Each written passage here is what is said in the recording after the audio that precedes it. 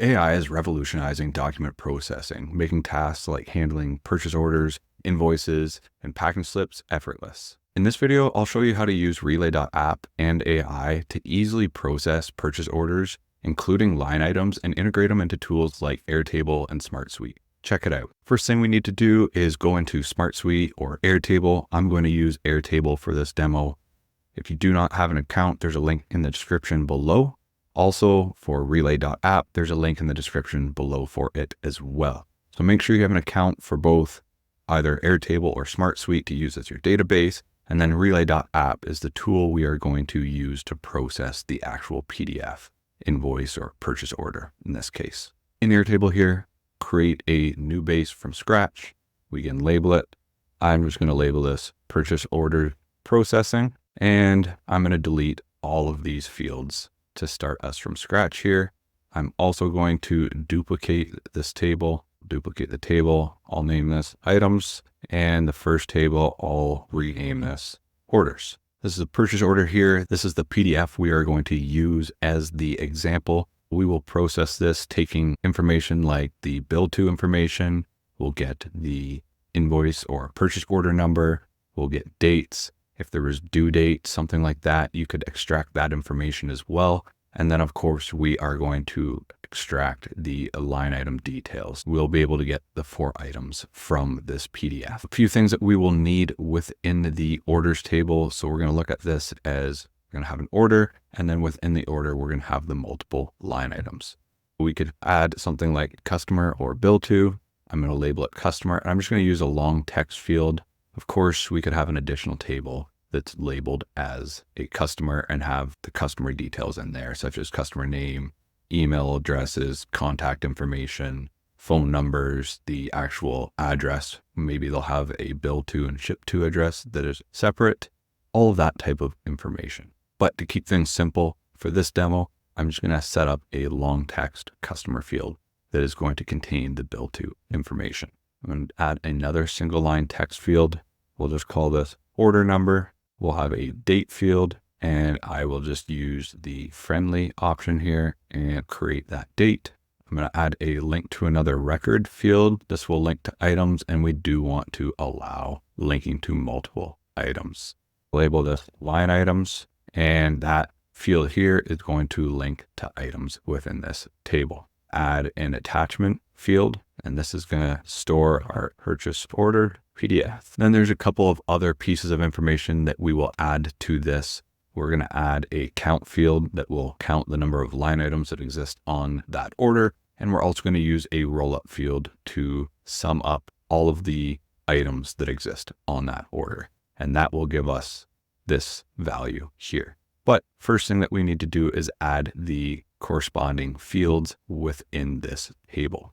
Item description, and this can be a single line text field. Add a quantity field in here as well. This can be a number field. Set it so there's 0 decimal places. You can have a rate or a unit price, something like that. This is going to be a currency field type, and use a formula field, and it's simply going to be the quantity, and we're going to multiply it the rate or the unit price, and we will just label this one amount. And the last thing I want to do, we can either add a new field here and just search lookup, or I can go into here on the orders, right click and add a lookup field.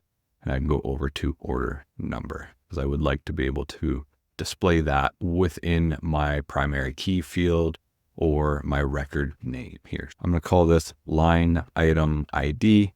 This is also going to be a formula field. You would concatenate. I'm going to bring in the item description, put in a comma, separate it with a dash, and bring in the order number. I'll save this and confirm the change. And now our line items or our items table is complete, and we can flip back to the orders here now. We're going to do the same thing here in the orders. I'm going to call this order ID. We're going to change this to a formula field, another concatenate, and we can do order number. And if we want, we can bring in the customer name as well, but you can really add anything that's relevant to you. And I do want to separate this by a dash. We can save this, delete all of these blank records, and then we are ready to go. add in a new record, and we're going to use this for our sample data within Relay. A better workflow is probably to build some sort of interface using the interfaces tool. I'm not going to get into that in this video, but essentially what it will allow the user to do is, let's say you receive these purchase order requests by email or something along those lines. You can set up a form within the interface that makes it easy to just drag and drop the purchase order PDF into the field, hit submit, and then we'll set up Relay so that once that record gets populated, and as long as there is a PDF that exists, the processing will begin for us. For testing purposes, I'm just going to go in here and I will upload the PDF that I just displayed earlier. Go into Relay, you're going to create a new workflow, and the very first thing that you need to do is add a trigger. So click Add Trigger, Airtable, and we can do something like New Record Added. I'm actually going to use this record meets, first meets condition, and I can search then the table that I want to use. And I want to look at the orders table, and I'm going to add in a filter where the purchase order PDF is not empty. It's found this record here that we can use to test it. We can go into step 2, and in step 2, I'm going to use AI, extract, and I'm going to use the new GPT-4o mini version. This seems to work pretty well based off of what I've tested so far. We want to extract from a source. We're going to hover over this other values and the record, and then we can go down here to purchase order PDF. We can add custom instructions if we want to, which I am going to do. Just going to paste in the custom instructions. Essentially, we're going to extract the bill to details to be used in a long text field, and it will include the customer's name, address, phone number, and email. So I'm just giving it some additional information, and then the invoice number will be preceded by a number and in the top half of the document. So it gives the AI a little bit more reference of where to go locate that invoice number, or actually in this case, it's going to be purchase order number. It has a suggest option here. I'm going to select it and we'll see what it comes up with. So it's brought in bill to details, purchase order number, and that is it. I do want to go in here, leave that as bill to details, and I'm going to relabel it as customer. And I do want to require a value for this field. We can save that. Purchase order number, we do want to leave it as a text field because maybe some purchase orders contain letters, so they'll be alphanumeric. We can require a value for this field, and I'm going to turn that off just in case it isn't able to find it easily. And the last thing I want to do, we'll hover over this more types, click on date. I'm just going to label this one date, and we'll hit save. If I go back to the purchase order here and open it up, we can see we've now had told AI to get the bill to or customer information. We can get the date and the purchase order number. If the model returns an error, I'm going to continue because that information is actually pretty quick and easy to add manually if something doesn't work properly. So we can bypass that if there's an error, but I'm going to click done for now. And I'm going to add in another extract. We'll use the mini again, and similar to above, we want to, from the purchase order PDF, extract from, and then we're going to add in some additional instructions, analyze the purchase order provided, and extract the line items table in JSON format. And then the table of data that is required contains the column headings. I'm going to use the suggest again. We'll see what happens here for us. And it looks like it's actually done a pretty good job. We have a JSON object. It's getting an array of line items, and it's going to get the item, it's going to get the rate, and it's going to get the quantity. Let's click into it here. We've got item, quantity, and rate, amount. We already have that. That's a formula field. We don't actually need to extract that information. It's simply 250 multiplied by 5 here. That's already set up. This looks like it's actually pretty good. Item is a text field, which is correct. Rate is a number, and quantity is a number. If the model returns an error, we do want to fail in this case so that at least we're notified. And then from here, we can hit done. One more step here. We're going to add an iterator.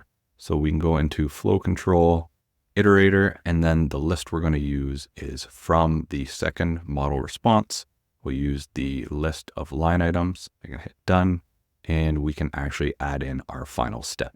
We'll add a new step, and we are going to add record to a table. Now we need to go in and select our items table from the purchase orders processing base, and I can select items, and then now the fields to populate is going to be item description, quantity, rate, and we want to link it back to an order which was found in this initial step, or from the trigger, which is indicated by that clicking bolt. Now an item description, this is going to be pretty easy. We'll hit the plus icon, go down to the JSON data, and this is indicating that we're within the iterator or the loop here. We can bring in the item, we can go down, bring in the quantity, and bring in the rate. I'm going to hit done. If we wanted to, we go through and test each step individually, but I'm just going to give this a quick test run and see if it works. We'll go in, select the trigger,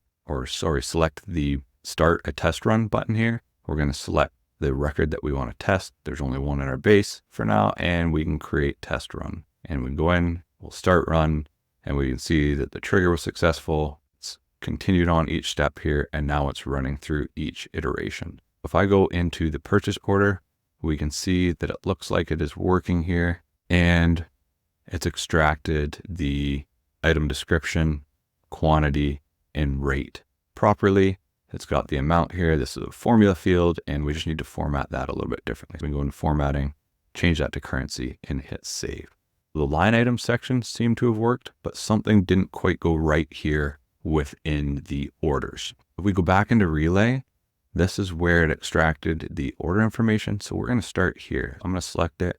It shows that it was completed, but if I go in and click show conversation, it looks like it was successful and passed the information that we were looking for. That part was okay. It extracted this information here. If I go back to the workflow, I can see that I did not add the step where we're adding the information from this record.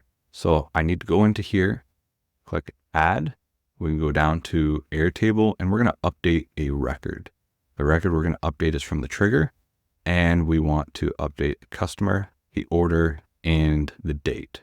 Now I can go to customer here from the first model response and select the customer, the order number, which is the purchase order number here, and the date. Hit done. We'll publish this. I'm going to go into purchase orders, and I will delete all of these line items that it processed for us. And we can go in here, and now we have the information that will update the orders table. We can start a test run, select that order, and we will run it here. Again, you'll see everything fire. I'll click into purchase orders here, and we'll see information start to get populated here in a minute. We can see the customer information, the order, and the date was updated. And then there's records being added in the line items field. So if I click into items here, now we can see that it looks like everything worked properly. So all the line item information was extracted and added as item 1 through 4, the quantity and the rate. And then within the orders table, it's added the customer order and date information. From here, there's one more thing that I do want to do. Actually, there's two more things I want to do. So if I right click and we're going to insert to the right, I'm going to just put an account field here, and we're going to let it connect or link to the line item. It's just going to count how many line item records exist here. And I can label this number of line items, create the field, and I'm also going to right click and type in total. This is going to be a roll up field. I'm going to link to the line items table, and we want to roll up the amount field. And I can click create, and we can see here that the total is $3,911.